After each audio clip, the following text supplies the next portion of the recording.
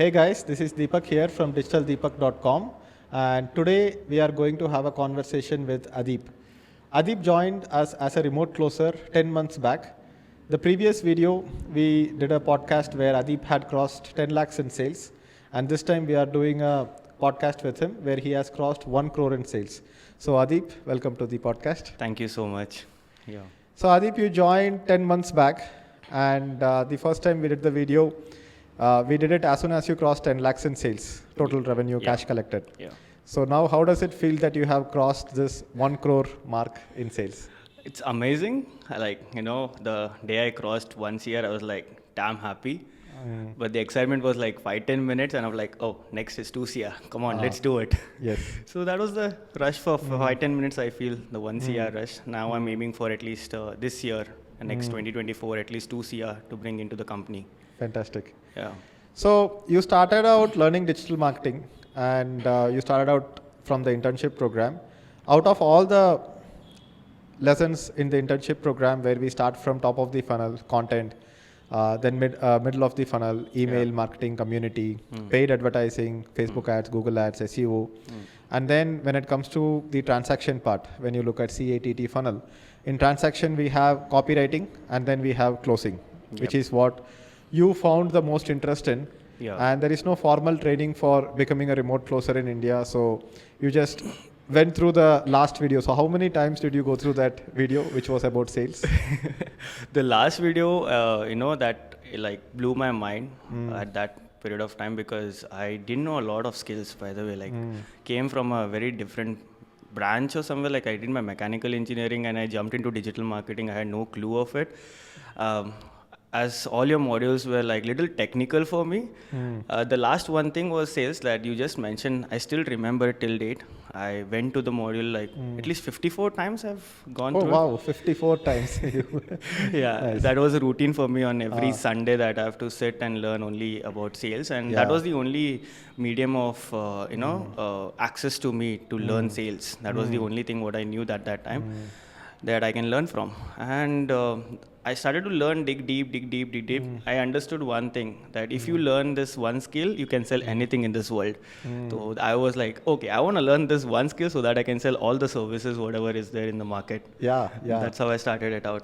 Fantastic. So a lot of digital marketing skills might be technical, it might be complex, but they are not necessarily difficult.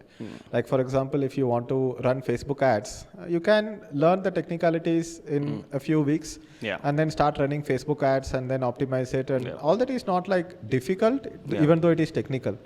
But sales is something that is simple. You are basically talking to a prospect and asking them to buy the product that you are selling. But it is simple but difficult, right? True. So let's talk about the difficulty part. I think the biggest difficulty comes when you get on a call, you talk to a prospect, you spend a lot of energy in that call, like half an hour, 45 minutes, 1 hour. And the prospect says no, and you have to deal with that rejection. And sometimes when you are just getting started with the month, you feel like, hey, what if I don't close any deals in the month? So how do you deal with that emotional ups and downs? Every month is kind of like that for me. Like every month, the first week, I'll be like, oh, it's going to start from zero again. I'm like, damn, man. Okay, I have to build the, revenue for the company. I always thought about, getting money for the company more than, what will I earn from this? How much will I earn from that? I never thought in that way. I always thought like, how much money can I drive in for the company, so that, because the one thing that is on top of my mind is everyone is salary based. And if I don't bring the money to the company, how are you going to get salaries? And I'm like, oh shit, I am the driving force. I need to get money in. And I go on calls, and after 1 hour of understanding and telling them every single step of what they have to do for their marketing agency or what the funnel is, they say no. And it's in the initial stage, I was feeling very bad about it. Like I used to eat Jane's head a lot. Like, how are you? How is this? What should I do? Like, I'm feeling uncertain. Like, I will close deals or no? what is going to happen by the end of this month? Like, are we going to make money or no? Those thoughts used to come. But even when I'm having a conversation with you, I always ask, like, how do you deal with all this uncertainties? What you have, like, what do you do it? Like, how do you do it? Like, what is it? I think entrepreneurs face a lot of uncertainty, and you cannot try to predict the future. Yeah. Obviously, a lot of people try to predict the future with astrology and whatnot. There is this innate human desire that, hey, I want to know how the next month, next year, next 10 years will be. But life is not like that.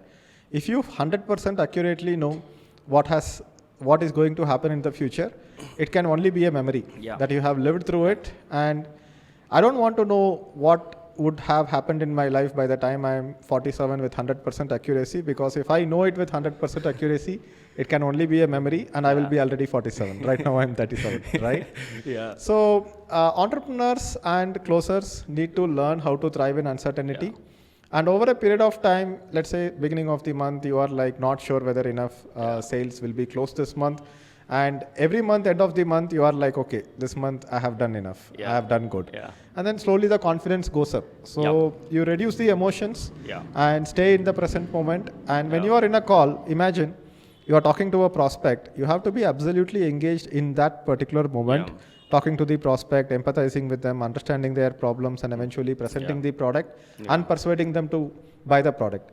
So I think your meditation is actually being on the sales call, and your most miserable times are outside the sales calls, right? Yes. Like, after the sales calls are done, at the end of the day, I'll be bugging, like, okay, what is the next step? What is the next step? What about tomorrow's leads? How many I can close for tomorrow? And all of those I'll be thinking around.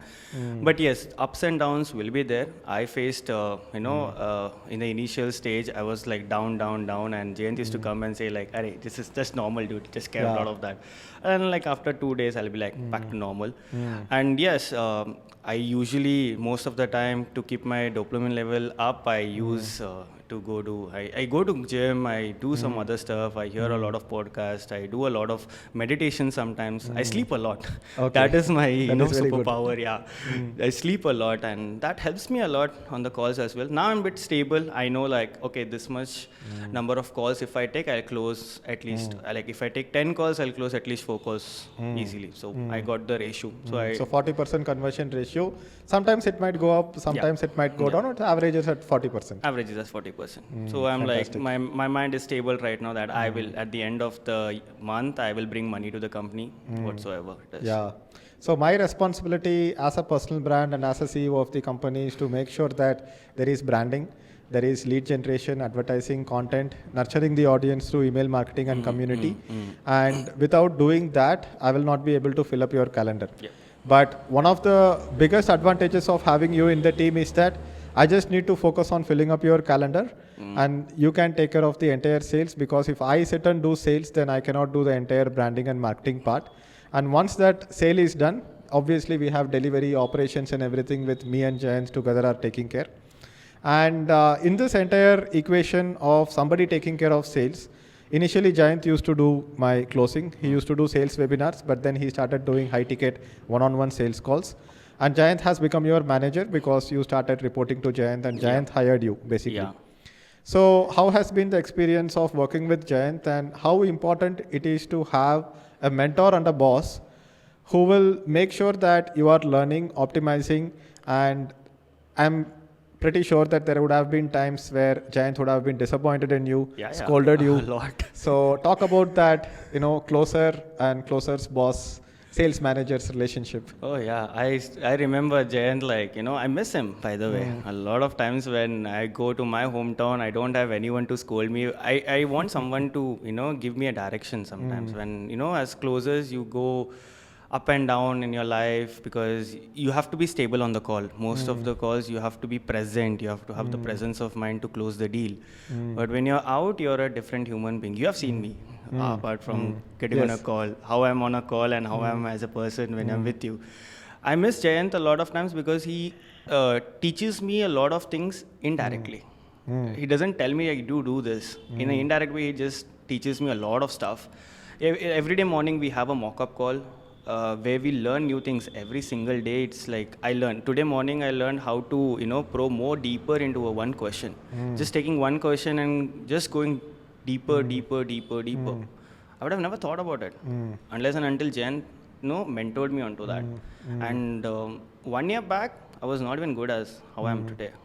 It was just because I came to this company, I learned how to close deals, and the high ticket I have gone so far was 30-40,000. Here I go to a maximum level. I don't 2 know lakhs, how 3 lakhs. Yeah. how I do it, but just because I had the right mentor at the right time, it helped me a lot. And till date, I learn from you, I learn from Jayant. Every single day, I learn some new things from you guys, and I implement that.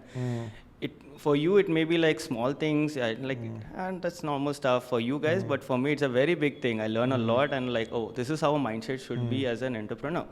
And I need that when I'm closing deals, because I talk to business owners. And I'm a business owner, this is my company. And I feel in that way, and I talk to them, and that is how I close deals. Fantastic.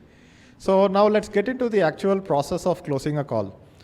We do go through a framework, so let's just look at it in a high level. Sure. So you have a call booking, you get on the call. So what do you speak for the first 5-10 minutes? How do you start the call with a prospect? Starting, we just go on a call and hey, what's up? How is everything going on? What is going on in your business and all of that? Once after we greet each other, I say shall we just start the call? And they're like, yeah, sure. So do you have a pen and paper? Do you have anything to take notes on? They say, yes, I do have. Then I set a frame or agenda to the call, which is very, very important. I remember for at least 15-20 calls, I was experimenting, I was checking out different frameworks. I did not set the agenda. And the whole call was on a different level. It didn't close, it didn't have anything to do with, why this person is not closing, what is going on. I was figuring that out. Then I understood framing is very, very important on the first 1 or 2 minutes of the call. And when you frame it up, you start asking what are the challenges, how are they facing these challenges, why are they facing these challenges, what is going on with them.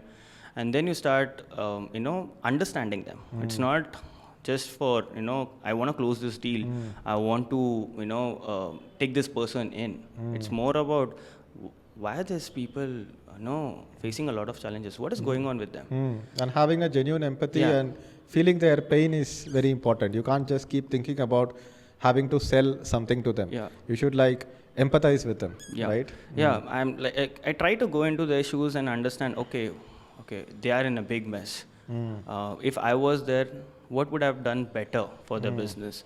When I try to understand that is where, when I pitch at the last, it's very easy for me, because I am going into their shoes, I'm learning about their business, understanding their potholes, where they are stuck, how they are stuck, why they are not moving, why the needle is not moving in the business. If one business comes and says I'm stuck at 2 lakhs, why? What is the reason? Is the lead flow is wrong, or employees are leaving the company, if the systems and processes are not set, or niche is not good, the offer is not good. I understand throughout, my whole call is 1 hour. In that 50 minutes, I just understand them much better. 5 to 10 minutes is my pitch. That is more than enough for me to convince. So in a 1 hour sales call, it's 45 to 50 minutes is just talking to them and understanding their pain points rather than trying to sell the product to them. And at the end also, if I feel they need more value, then we go on another call as well. Or else it's okay. Sometimes I don't even pitch. I just give them information, whatever they need. And I tell them to do this for the next 1 month and come back to me, and I will guide you onto that. I'm just building trust over here. Because when these people come on a call, they feel okay, this is again a closer who's going to pitch a service to me and get a sale for the company. I want to break that belief. So that's what some of the techniques what I use right now. Fantastic. All right, so sometimes people book a call and they don't show up on the call. So what percentage of people don't show up on the call as a general sense, after qualified applications? In a day, if I have 7 calls, at least 2 people don't show up on a call. But I make sure that they are on the call by following up in the morning, giving them a call, telling that you have booked a call with me at this time. So are you available at that time? Just ask them. If they're saying no, I'm not available, I'll reschedule it ASAP. Within just 1 or 2 minutes, I just change all the settings and I just reschedule it up. Okay. But if I've booked the call, they said yes, and then they don't show up, then again in the evening I call them up. Hey man, we had a call at this time you didn't show up. Any particular reason? Are you interested in getting a call with us or no? They're like, yeah, I'm interested. Then again reschedule the call as well. Got it. All right, so how does the future look? We are expecting that at some point you will become a sales manager and you will have like a set of closers who are going to report to you. Yeah. So do you think about it? Do you imagine it? Do you think that you are capable enough of handling a sales team instead of just being a closer yourself? I love to mentor people, so I'm all in for the sales manager stuff. But before that, I want to be one of the top closers first. That I'm becoming with the help of Jayant. But I want to shed out as much as load from you guys and take most of the responsibilities on the sales part of it, so that you guys can concentrate more on the delivery and the product side of it, which you are really good at. You are really fantastic with that. So I want to go to that place in the next 1 year where I bring in 2 CR for the company, as well as training few people under me and guiding them. How Jayant is doing it for me. Yeah. I want to do that so that they also can make money out of it, right? So let's talk about this. When you believe in the product and when you have conviction in the process and the delivery that we do, it is easier to sell for you. Yeah, 100%. But you have also worked in companies where they did not have a good product, but you had to hit your sales commissions. Yeah. So you push the product to some prospect and you know that this is not the best product for the prospect, but just for the sake of doing sales, you did it. So what I keep telling business owners is that you can get a remote closer to close for you and bring in revenue for you, but you need to do what you have to do, which is to have a good product in the first place. Yeah. So tell me about that. How does it make your job easier? Because you have conviction and belief in the quality of our product. Oh, that plays a major role. I feel like whenever I get on a call, I know this product will help this person. Like it's going to help him from A to Z. It's not like only A going from A to B. I know if he utilizes our product, understands what we are doing and how we are helping him, it's A to Z. Yeah. So that conviction I have whatever the courses you have built, I've gone through it when I have free time. So I've understood it, I've implemented it on the side as well. And that gives me more conviction that this is going to work for them. And at a point I was working for other companies. Yes, the product was not that good. But we had to hit our targets, and it was a mess. My mental, it was a toss. And if the product is not good, they won't contact the customer care. They will contact you. Yeah. Adeep, you sold this to us. You are responsible. Yeah. A lot of time it has happened with the low ticket. When I was used to work for other companies, there's like, I'm not getting this. I don't know. Like then from a closer, I had to be a mentor or a guardian, kind of like helping them.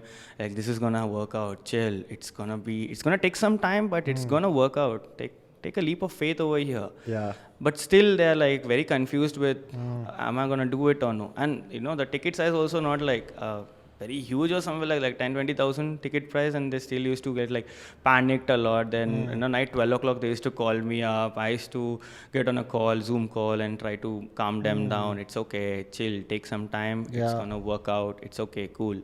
So product plays a very major role when I see it. Right now, when I came over here, I was like, damn, this is the one thing what every marketer, every coach should need to work. Yeah. So yeah.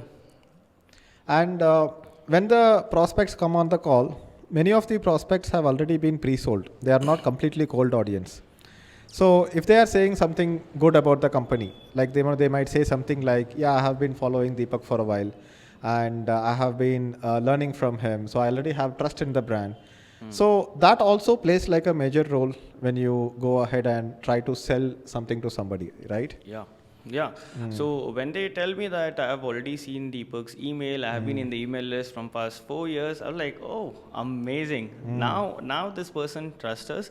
Now he need to trust the process. That's all. Yes. So the trust factor has been filled up. I need to make sure that the process, what we have, he needs to trust that. That's all. Apart from that, I don't have any other work on the call. Yes. So you play a major role when we get leads because they know you, they have seen you, they have been, getting your mails, valuable emails. You send a lot. I've been checking from few days. You're talking about remote closing and all of that. I'm like, yeah, this makes. Yesterday when we were sitting and we were working, you showed me like, how you write like 1,000 words. It was just like in 15 minutes you wrote 1,000 words, and I was like, damn. So yeah, it plays a major role when you build your brand, and from there leads come in, and it's very easy for us as well at a particular time where the trust is already built. Just the process they have to trust, and that is very easy for us because we have the conviction on the product that we are selling, and it helps us on the call. Fantastic. All right, Adeep. So let's do the next podcast when you hit, let's say, 3 crores in revenue. Sure. Right. Sure. And I believe that now that you have already done 1 crore, another 2 crores in the next 1 year. So 1 year from now, we'll be doing a podcast where you have hit 3 crores in total revenue. Yeah. So onwards and upwards. Thank you. Awesome. Yep. You're welcome.